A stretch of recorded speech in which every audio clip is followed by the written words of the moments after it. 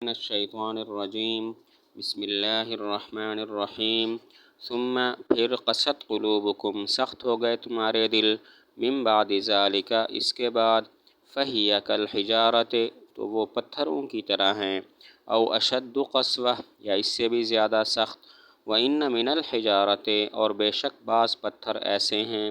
لما یتفجر منہ الانہار کہ البتہ جاری ہوتی ہیں ان سے نہریں وَإِنَّ مِنْهَا اور بے شک بعض پتھر ایسے ہیں لما یشقق کہ وہ پھٹ جاتے ہیں فَيَخْرُجُ مِنْهُ الْمَاءُ پس نکلتا ہے ان سے پانی وَإِنَّ مِنْهَا اور بعض پتھر بے شک بعض پتھر ایسے ہیں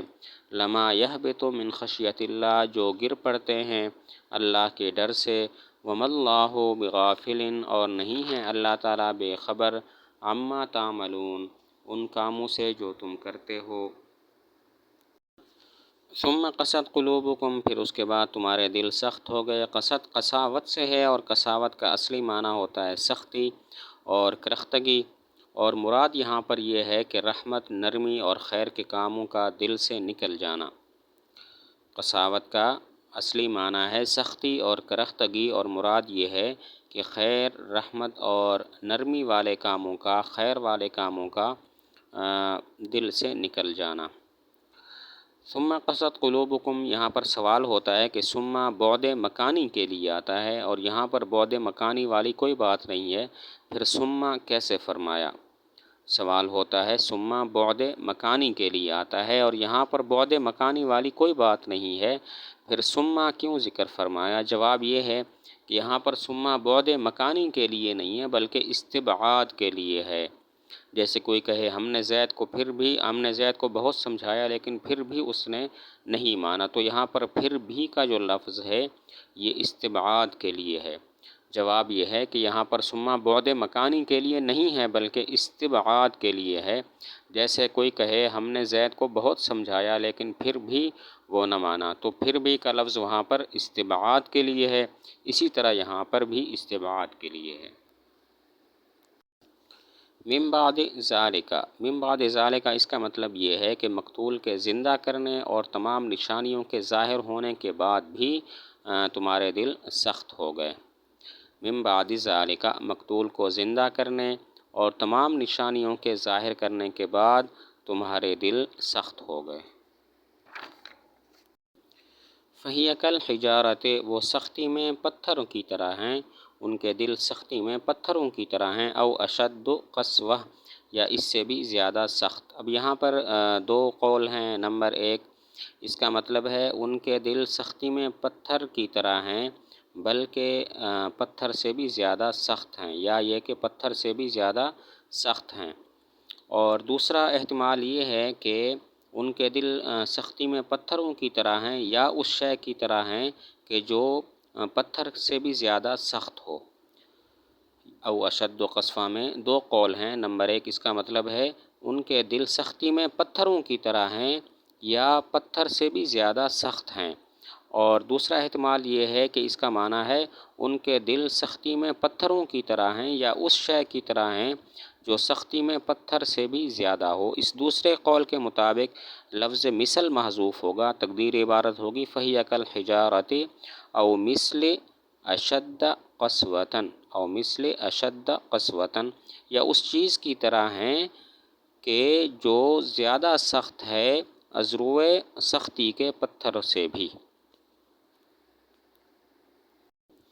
یہاں پر سوال ہوتا ہے کہ فرمایا او اشد قسوہ یہ کیوں نہیں فرمایا او اقصی فہی کالحجارۃ او اقصی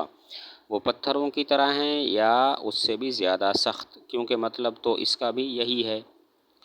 سوال ہوتا ہے فرمایا او اشد قسوتاً یہ کیوں نہیں فرمایا او اقصی فہی کالحجارۃ او اقصی کہ وہ پتھروں کی طرح ہیں یا ان سے بھی زیادہ سخت ہیں تو جواب یہ ہے کہ او اشد قسوتاً میں وہ مبالغہ ہے جو اقصی میں نہیں ہے اسی وجہ سے فرمایا او اشد قسوتاً جواب یہ ہے او اشد قسوتاً میں وہ مبالغہ ہے جو اقصی میں نہیں ہے اسی وجہ سے او اشد قسوتاً کو اختیار فرمایا باقی او اشد قصفہ میں جو او ہے اس میں دو احتمال ہیں، نمبر ایک یہ تشبیہ کے لیے ہے اور نمبر دو تردید کے لیے ہے۔ اگر یہ تشبیہ کے لیے ہو تو مطلب ہوگا اے مخاطب تجھے اختیار ہے کہ ان کے دلوں کو پتھر سے تشبیہ دے یا اس چیز سے تشبیہ دے جو پتھر سے بھی زیادہ سخت ہو۔ اور اگر تردید کے لیے ہو تو پھر مطلب یہ ہوگا جو شخص ان کے دلوں کے حالات کو جانتا ہو وہ ان کے دلوں کو یا پتھر سے تشبیہ دے گا یا پتھر سے بھی زیادہ سخت چیز سے تشبیہ دے گا۔ او میں دو احتمال ہیں، نمبر ایک او تشبیہ کے لیے ہے، نمبر دو او تردید کے لیے۔ اگر او تشبیہ کے لیے ہو تو پھر مطلب ہوگا اے مخاطب تجھے اختیار ہے کہ ان کے دلوں کو پتھر سے تشبیہ دے یا پتھر سے بھی زیادہ سخت چیز سے تشبیہ دے۔ اور اگر او تردید کے لیے ہو تو پھر مطلب ہوگا جو شخص ان کے دلوں کے حالات کو جانتا ہو وہ ان کے دلوں کو پتھر سے تشبیہ دے گا یا پتھر سے بھی زیادہ سخت چیز سے تشبیہ دے گا۔ یہاں پر ایک اور سوال ہے کہ او اشد قسوتاً فرمایا، او اشد قسوتاً منہا کیوں نہیں فرمایا، ضمیر ذکر کیوں نہیں کی جو الحجارہ کی طرف لوٹے۔ سوال ہوتا ہے او اشد قسوتاً فرمایا، او اشد قسوتاً منہا کیوں نہیں فرمایا، منہا کی ہا ضمیر ذکر کیوں نہیں کی جو الحجارہ کی طرف لوٹے۔ تو جواب یہ ہے کہ اس کو ذکر کرنے کی ضرورت نہیں ہے کیونکہ کسی قسم کا التباس نہیں تھا۔ ظاہر ہے سب کو پتہ چل رہا ہے کہ مراد ہے پتھروں سے بھی زیادہ سخت۔ جواب یہ ہے کہ منہا کو ذکر نہیں کیا، مفضل علیہ کو ذکر نہیں کیا، اس لیے کہ اس میں کسی قسم کا التباس نہیں تھا، سب کو معلوم ہو رہا ہے کہ مطلب یہی ہے او اشد قسوہ کا کہ جو پتھروں سے بھی زیادہ سخت ہو۔ پھر سوال ہوتا ہے کہ یہاں پر پتھروں کو ذکر کیا، کسی اور چیز لوہا کانسی وغیرہ کو ذکر کیوں نہیں کیا کہ ان کے دل لوہے کی طرح ہیں، کانسی کی طرح ہیں یا اس سے بھی زیادہ سخت ہیں۔ سوال ہوتا ہے الحجارہ پتھروں کا ذکر فرمایا، کسی اور دھات لوہے کانسی وغیرہ کو ذکر کیوں نہیں فرمایا کہ فرما دیتے کہ ان کے دل لوہے کانسی کی طرح ہیں یا اس سے بھی زیادہ سخت ہیں۔ جواب یہ ہے کہ پتھر میں یہ خاصیت ہے کہ یہ آگ پر نہیں پگھلتے جبکہ دوسری چیزیں آگ پر پگھل جاتی ہیں، اسی وجہ سے پتھروں کا خاص طور پر ذکر ہے۔ جواب یہ ہے کہ پتھروں میں یہ خاصیت ہے کہ وہ آگ میں نہیں پگھلتے، دیگر دھاتیں لوہا کانسی وغیرہ آگ میں پگھل جاتے ہیں، اسی وجہ سے خاص طور پر الحجارہ کا ذکر ہے۔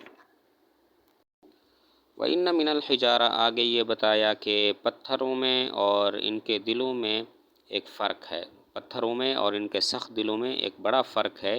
پتھر میں تو پھر بھی ایک طرح کی نرمی اور خیر پائی جاتی ہے لیکن سخت دل میں کوئی خیر کوئی نرمی نہیں پائی جاتی۔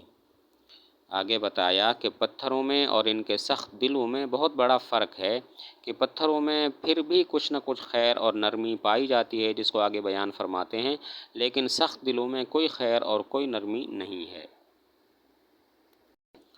چنانچہ فرمایا وَإِنَّ مِنَ الْحِجَارَةِ کچھ پتھر تو ایسے ہیں کہ ان سے نہریں نکلتی ہیں اور کچھ پتھر ایسے ہیں کہ جو پھٹ پڑتے ہیں اور ان سے پانی جھڑتا ہے، جن سے خدا کے بندے فائدہ اٹھاتے ہیں، لیکن کفار کے سخت دل ایسے ہیں کہ ان میں بالکل کوئی منفعت نہیں ہے۔ کچھ پتھر تو ایسے ہیں کہ ان سے نہریں پھوٹتی ہیں اور کچھ پتھر ایسے ہیں جن سے پانی جھڑتا ہے، وہ پھٹتے ہیں، پانی نکلتا ہے اور اللہ کے بندے اس سے نفع اٹھاتے ہیں، بخلاف کفار کے سخت دلوں کے کہ ان میں کسی قسم کی کوئی منفعت نہیں ہے۔ وَإِنَّ مِنْهَا لَمَا يَهْبِطُ کچھ پتھر تو ایسے ہیں جو پہاڑ سے نیچے گر آتے ہیں، گر جاتے ہیں اللہ کے خوف سے، لیکن کفار کے دلوں میں ذرا برابر بھی خشوع اور نرمی نہیں ہے۔ وَإِنَّ مِنْهَا لَمَا يَهْبِطُ کچھ پتھر تو ایسے ہیں جو اللہ کے خوف سے پہاڑ سے نیچے گر آتے ہیں لیکن کفار کے دلوں میں کوئی خشوع نہیں، کوئی ڈر نہیں ہے۔